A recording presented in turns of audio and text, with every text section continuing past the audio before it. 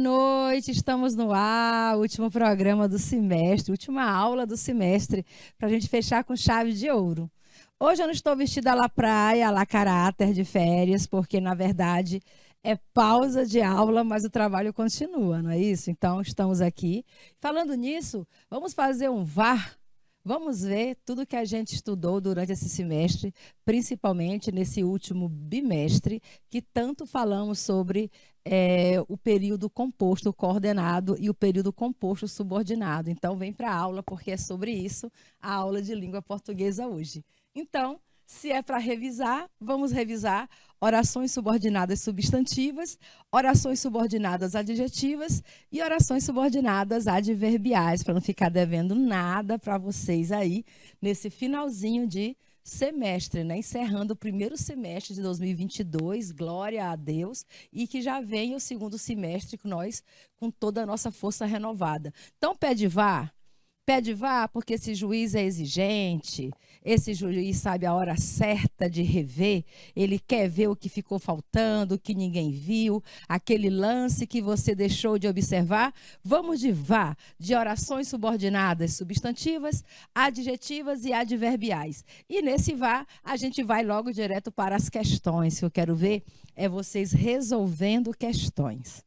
Eu quero ver vocês lendo um texto, porque a língua portuguesa, ela não acontece isolada de texto.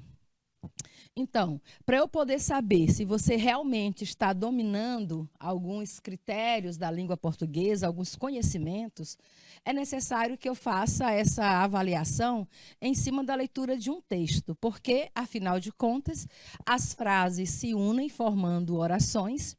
As orações se unem formando períodos, os períodos se unem formando parágrafos e os parágrafos se unem formando o texto. E como você pode observar pela estrutura do texto, nós temos aqui o início de um parágrafo que termina aqui. O segundo parágrafo começa e termina aqui, e nós temos o terceiro parágrafo com essas marcações. Um textozinho de 3 parágrafos para a gente fazer uma leitura, mas observando também que dentro de cada parágrafo, a cada ponto que você vai encontrando, você tem a finalização de um período, tá certo? Então, você tem os períodos que formam os parágrafos. Se você só olhar logo, porque quando eu começo a analisar texto, a primeira coisa que me interessa é saber como é que está a estrutura deles, né? Então, eu já observo que o primeiro parágrafo é formado somente por 2 períodos. Então, provavelmente, eu possa ter um desses períodos, ou se não os 2, como período, como a que a gente chama de período composto, certo? Já o segundo parágrafo, se você vai observar as pontuações, você encontra uma pontuação aqui e você encontra essa outra que fechou o parágrafo. Também um parágrafo formado por 2 períodos. Aí você vai analisar quantos verbos tem dentro de cada período para saber se são períodos simples ou período composto, tá certo? Depois você analisa qual é a relação que tem dessas orações dentro dos períodos para saber se são orações coordenadas ou orações subordinadas. Também no último parágrafo, nós temos também a formação aí de 2 períodos. Então, é um texto de 3 parágrafos com 6 períodos. Agora é hora da gente fazer a leitura. Título. Estudo indica que 1/3 da população vive sob risco de retrocesso democrático. Veja só o texto, né? Onde estava lá na internet, na página do Globo. Aí você já imagina que seja uma notícia, né? Pode ser uma notícia, pode ser uma reportagem, pode ser um texto opinativo. O que vai determinar isso é a leitura que você vai fazer. Mas já diz, estudo, se diz que o estudo indica já é um verbo. Estudo quer dizer uma pesquisa, ou seja, foi feita uma pesquisa, certo? Estudo indica que, olha o que aqui que você tem que analisar quando esse que, ele é uma conjunção. Se ele é conjunção, ele está ligando, não é isso? Quando é conjunção, ele está ligando orações subordinadas substantivas ou orações subordinadas adverbiais. E quando ele é um pronome relativo, ele está ligando orações subordinadas adjetivas. Então, sempre você tem que observar se esse que é conjunção ou se o que é um pronome relativo. E como é que eu vou saber disso, professora? Você substitui pelo o qual, que é um outro pronome relativo. Porque só tem essas duas possibilidades, não é? Ou ele vai ser uma conjunção, ou ele vai ser um pronome relativo. Se for pronome relativo, você troca por o qual. Então, poderia trocar por o qual? Eu poderia ler assim: estudo indica o qual um terço da população... Não, professora, não cabe. Então, se não cabe, esse que está aqui é uma conjunção. Se é conjunção, você já descarta a possibilidade de existir aí um período composto por oração subordinada adjetiva, beleza? Então, você já descarta a possibilidade de período composto por orações subordinadas adjetivas. Estudo indica que um terço da população vive, aqui está o outro verbo, né, da segunda oração, da oração que está subordinada, um terço da população vive risco de retrocesso democrático. Então, conseguiu identificar o que é a oração subordinada aqui? Estudo indica, quem indica, indica algo ou alguma coisa. O que é que esse estudo indicou? Ele indicou que um terço da população vive sob risco de retrocesso democrático. Então, a partir do que você tem aqui dentro uma oração subordinada, substantiva, objetiva, direta, não é isso? Porque essa segunda oração está completando o sentido do verbo indica. Então, oração subordinada, substantiva, objetiva, direta. Leitura do texto. Um terço da população mundial, aí abre aqui o parêntese não, né? Os travessões. Queridos, o que é que você coloca entre travessões? A mesma coisa que você colocaria entre vírgulas. Se você pudesse substituir esse travessão por outra pontuação, poderia ser a vírgula. Porque essa expressão que está entre os travessões também poderia estar entre vírgulas, certo? E o que é que fica entre as vírgulas? Bem, o que é que fica entre vírgulas? Geralmente, uma oração subordinada adjetiva explicativa, certo? Um aposto, uma oração apositiva ou ainda um vocativo. São as orações intercaladas, né? Aquelas que ficam entre vírgulas. E o que você percebe? Um terço da população mundial, aí diz assim, ó, cerca de 2,5 bilhões de pessoas.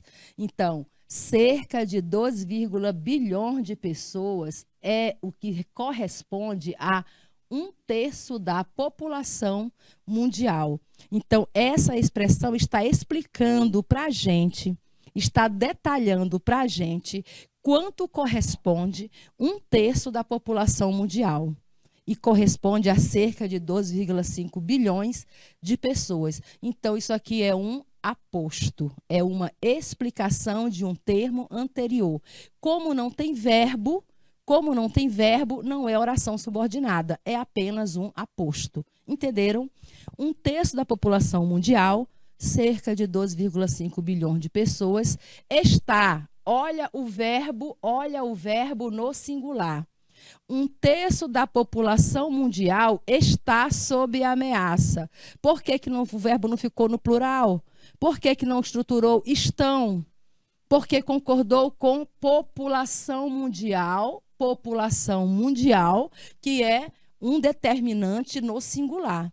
Se o determinante está no singular, o verbo fica no singular. Se estiver no plural, o verbo pode também ficar no plural, certo? Está sob ameaça de retrocesso democrático. Pronto.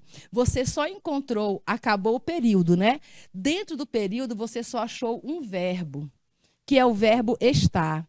Então, você já sabe que o primeiro período do texto é um período simples. Período simples, porque é formado por apenas um verbo. É assim que você lê, porque quando você faz esse tipo de leitura, os teus olhos já detectam automaticamente, entendeu? Você já cria uma forma automática de fazer análise sintática dos períodos. Quando você vai para uma prova, e seja uma prova interna ou externa, prova interna é aquela que a escola realiza com vocês.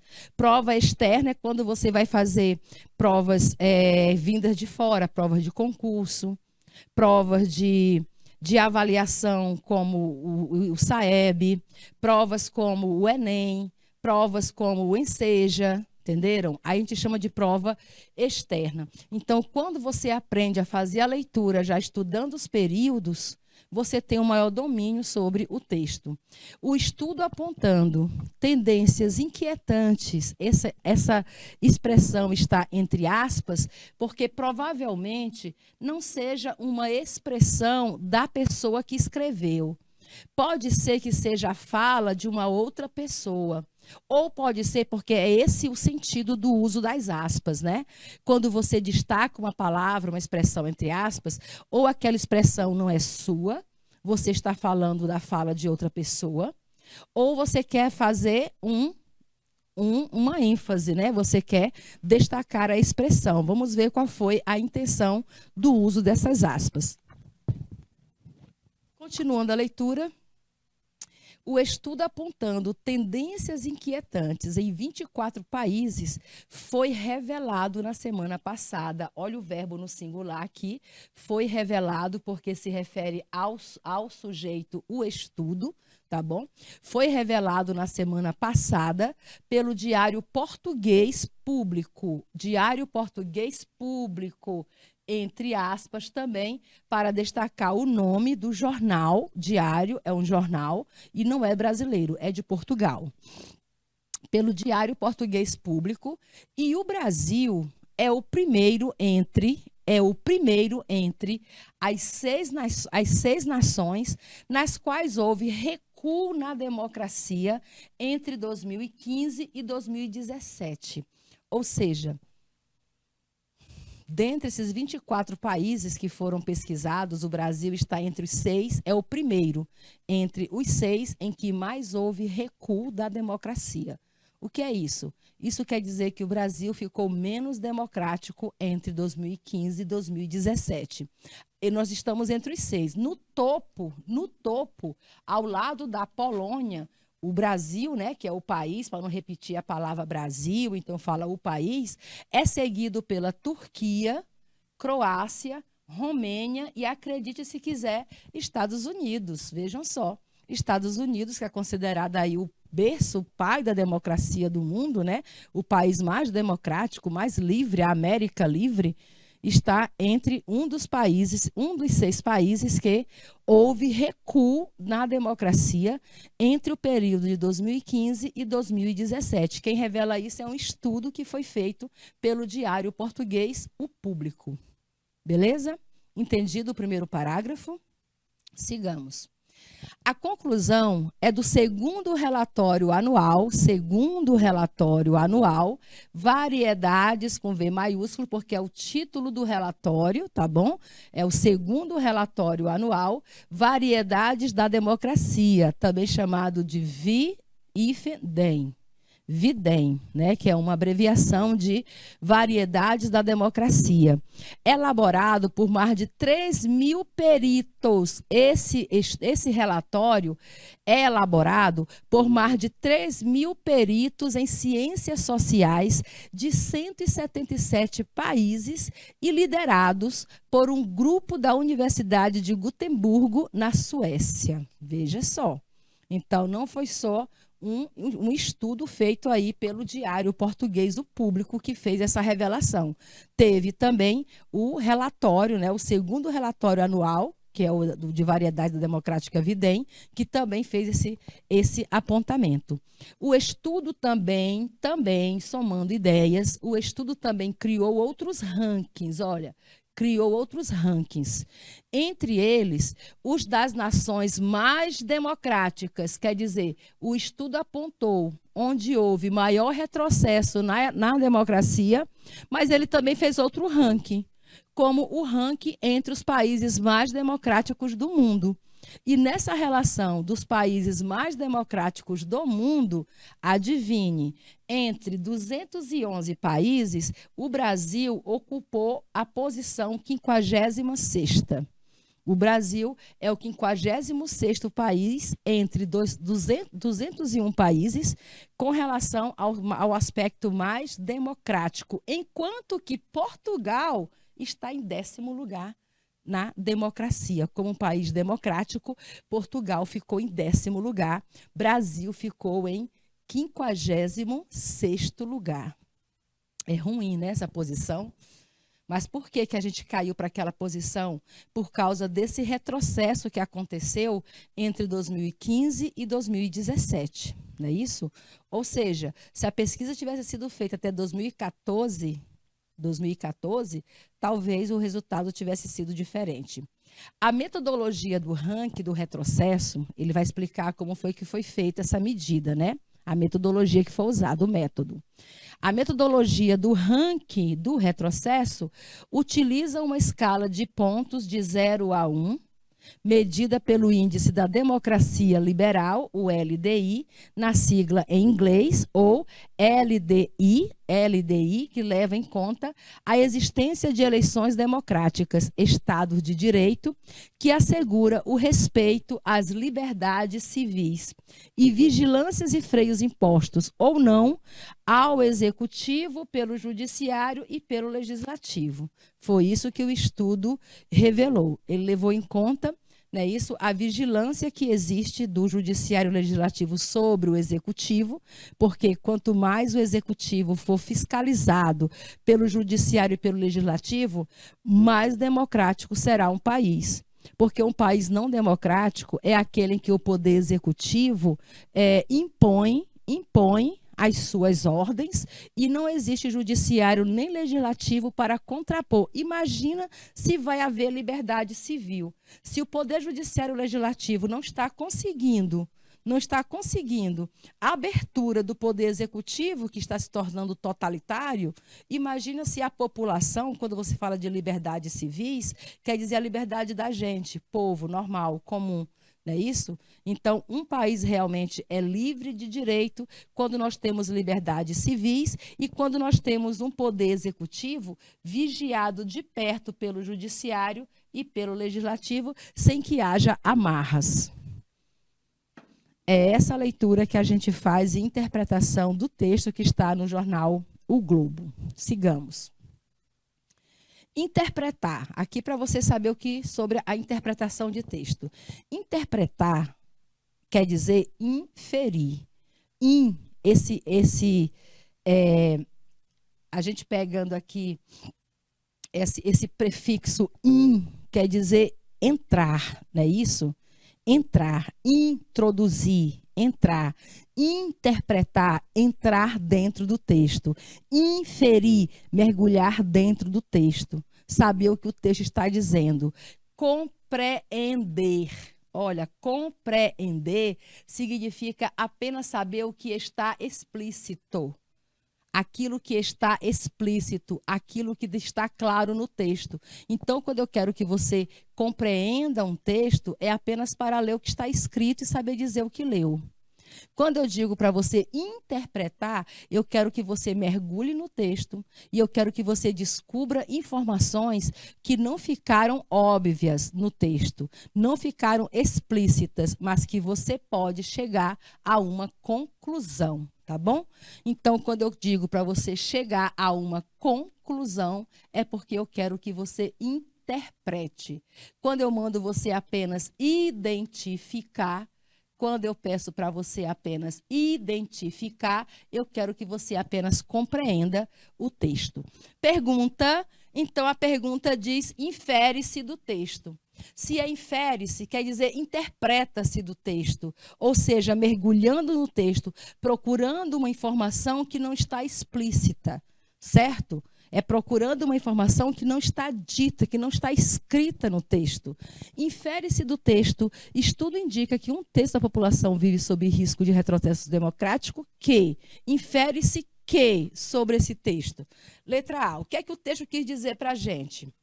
Letra A, O texto diz que está acabando a democracia no mundo. Você entendeu isso? Foi essa a conclusão que você chegou? Que o texto está falando que está acabando a democracia no mundo? Olha, por mais que eu tenha mergulhado no texto, eu acho que eu não consigo chegar a uma conclusão tão radical, não é isso? Letra B. Infere-se que o relatório foi elaborado na Suécia. Bem, será se o relatório foi elaborado na Suécia? Olha, isso não é inferir. Isso é identificar, porque se foi elaborado na Suécia, essa informação vai estar dentro do texto. Infere-se que houve mais de um ranking.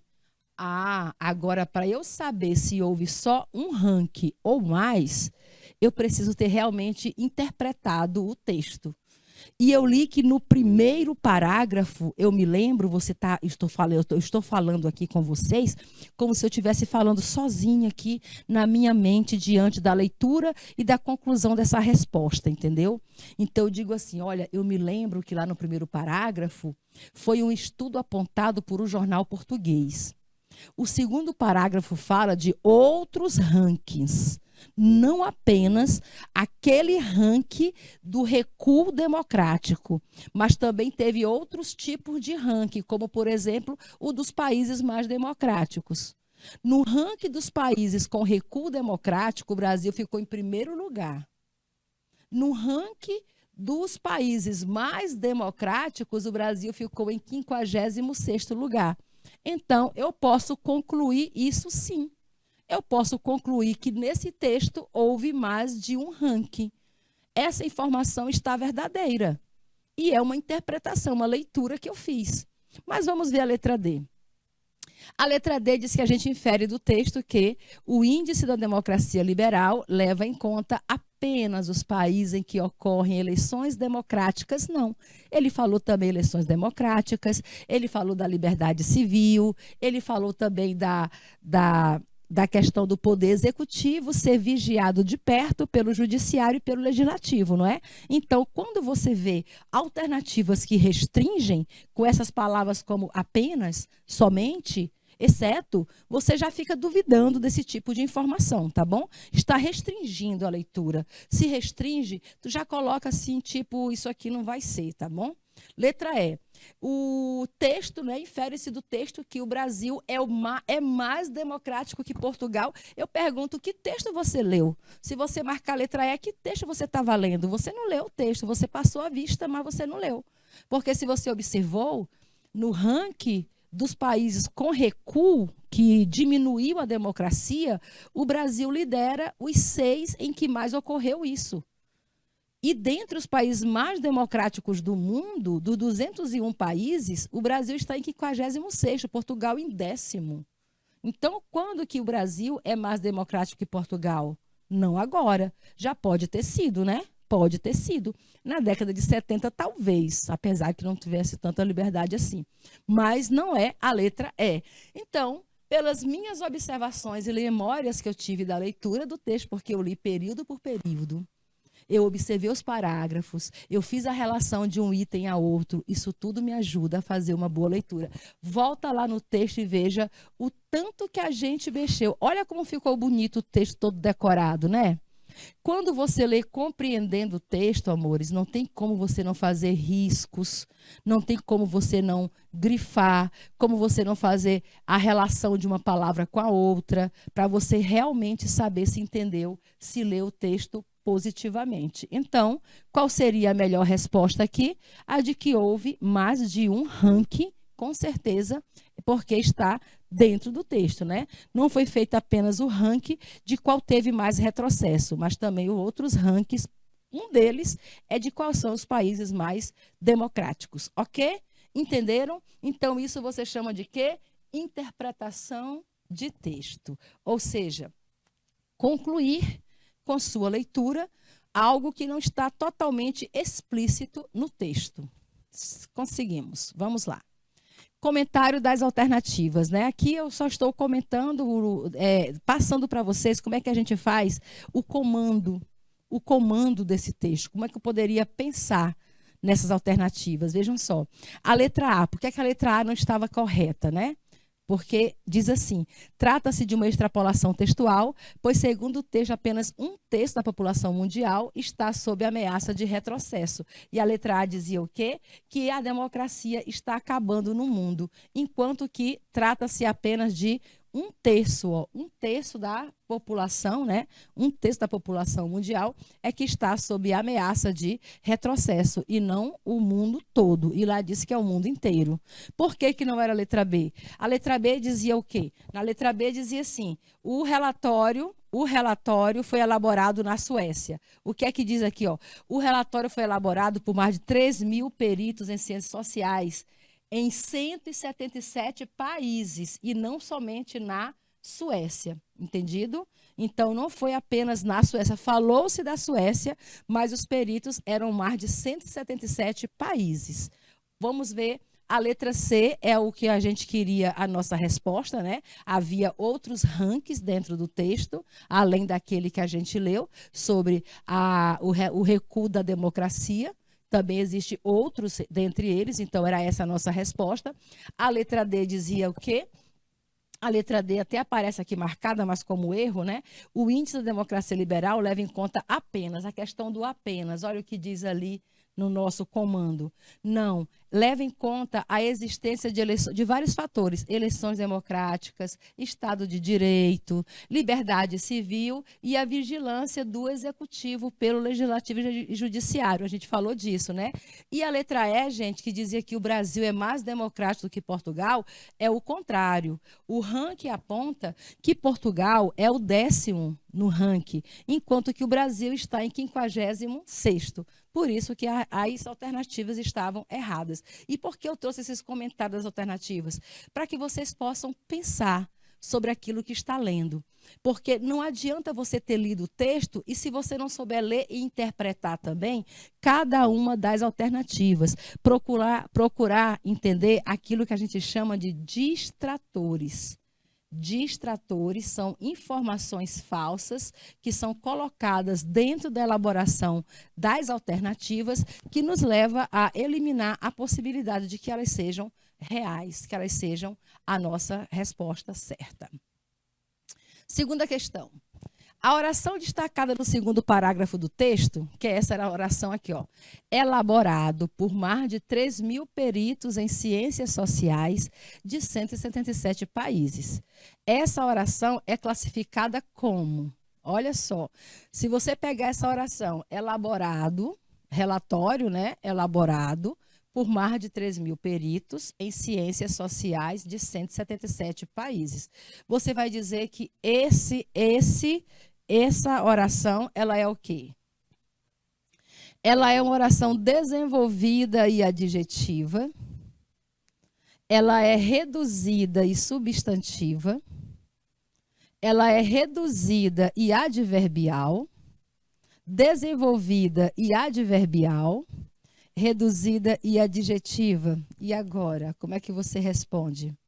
O que é uma oração desenvolvida e o que é uma oração reduzida, né? Ela é reduzida quando o verbo vem, né? Quando o verbo está aplicado na forma nominal, tá bom? A gente chama de oração reduzida quando o verbo da oração está colocado em forma nominal. E quais são as formas nominais dos verbos? É quando o verbo está no infinitivo, o verbo pode estar no infinitivo. No infinitivo é quando o verbo termina com ar, com er ou com ir, né? Colocar aqui, ou termina com ir. Cantar, comer, partir. Aí você chamou de reduzida de infinitivo. Ela pode ficar reduzida de gerúndio, e ainda tem a oração reduzida de particípio. Reduzida de particípio. Reduzida de gerúndio é quando você diz ando, endo, indo. Não é isso? Estamos providenciando, estamos fazendo, estamos partindo. Aí é reduzida de gerúndio. Quando você tem no particípio, ele fica só ado, e ido. Cantado, partido. Havia cantado, havia partido. Aí você tem a redução em particípio, beleza? Então, se o verbo terminou em ado é elaborado por mais de 3.000 peritos em ciências sociais. Se terminou em ado, está reduzida de particípio. O verbo está terminado em ado. Está aqui, ó, ado, elaborar, elaborado, cantar, cantado, amar, amado, vender, vendido, ferir, ferido. Então, quando você tem um verbo nessa forma nominal, você chama de particípio. E o particípio é uma forma reduzida. Então, você já elimina duas possibilidades aqui, porque ela não é desenvolvida. Ela é reduzida. Agora, é só saber se ela é reduzida, substantiva, adverbial ou adjetiva. Dentro do texto, essa oração é elaborado, o relatório foi elaborado por mais de 3.000 peritos em ciências sociais de 167 países. Isso corresponde a um substantivo, a um adjetivo ou a um advérbio? Substantivo é quando ele tem valor de objeto direto, indireto, sujeito, não é isso? Adverbial quando ele tem sentido de circunstâncias. E adjetiva quando ela é uma característica, quando ela é uma qualidade. E então, está mais para a qualidade, está mais para ser um dos termos da oração, no caso para ser substantiva, ou ela é uma circunstância. Então, ela é apontada como reduzida e adjetiva, porque dentro do texto ela caracteriza a palavra relatório. Que relatório é esse? Como é o relatório? O relatório é elaborado por mais de 3.000 peritos em ciências sociais de 177 países. Então, toda essa expressão está caracterizando o relatório, dando uma qualidade do relatório. E está reduzida de particípio, porque o verbo elaborar está aplicado como elaborado, terminado em ado. Aí é forma de particípio. Beleza? Não se preocupem, porque daqui a uns dias nós temos muito tempo para trabalhar mais com orações desenvolvidas e reduzidas. Terceira questão. No trecho destacado do segundo parágrafo do texto, onde diz elaborado, o mesmo trecho, né? Agora eu destaquei o verbo elaborado por mais de 3.000 peritos em ciências sociais. O verbo destacado está na forma de quê? Está na forma de subjuntivo. Amor, subjuntivo não é forma, subjuntivo é modo. E o subjuntivo é um modo que deixa a entender dúvida, hipótese, possibilidade. Quando eu digo cantasse, olha, se eu cantasse, se eu morresse, aí é modo subjuntivo. Outra forma, imperativo também não é forma verbal, é modo. Imperativo é modo e é aquele modo que indica ordem. Quando eu digo compre, faça, pesquise, entre, saia. Só existem 3 formas nominais do verbo. Infinitivo, quando termina em ar, quando termina em quando termina em ir. Cantar, fazer, partir. Particípio, quando termina em ado ou quando termina em ido. Cantado, ferido. Amado, querido. Gerúndio é aquela ação interminável, não acaba nunca. Quando você diz ando, endo, indo, né? Estou cantando, estou lendo, estou indo. Esse estou cantando, estou lendo, estou indo é uma ação que não acaba nunca. Eu acho legal que o piauiense ele reduz isso. A gente fala ano, eno, indo. Tô lendo, tô indo. Cadê tu, rapaz? Parra, tô indo. Né? A gente reduz até o D. Entenderam? Então, elaborado é muito fácil. Você pega aqui, olha, a desinência, a terminação do verbo, termina em ado, aí você marca o quê? Particípio, tá bom? Quando o verbo termina em ado ou em ido, é particípio. Das outras formas, ele termina em ar, er, i, infinitivo, ando, endo, indo, é gerúndio. E subjuntivo não é forma nominal, e sim modo verbal. Imperativo não é forma nominal, mas é modo verbal. Um indica dúvida, hipótese, possibilidade, a outra indica ordem. Beleza? Simbora. Falando nas formas nominais dos verbos, vem cá, vamos ver aqui, vamos rever essa pauta, talvez você tenha passado despercebido, né? Mas existem 3 formas nominais do verbo, como eu falei. É o infinitivo, o gerúndio e o particípio. O infinitivo expressa o nome da ação. O nome da ação. Ação, acordar, agradecer, esperar, sorrir, unir. É o nome da ação. O gerúndio expressa o processo de uma ação que não está concluída. Ela não se conclui, ela não terminou. E nem vai terminar, meu amor. Enquanto você estiver dizendo, olha, estou acordando, é porque não acordou. Estou agradecendo, é porque não agradeceu. Estou esperando, é porque você continua lá esperando. Estou sorrindo, continua sorrindo. Estamos unindo.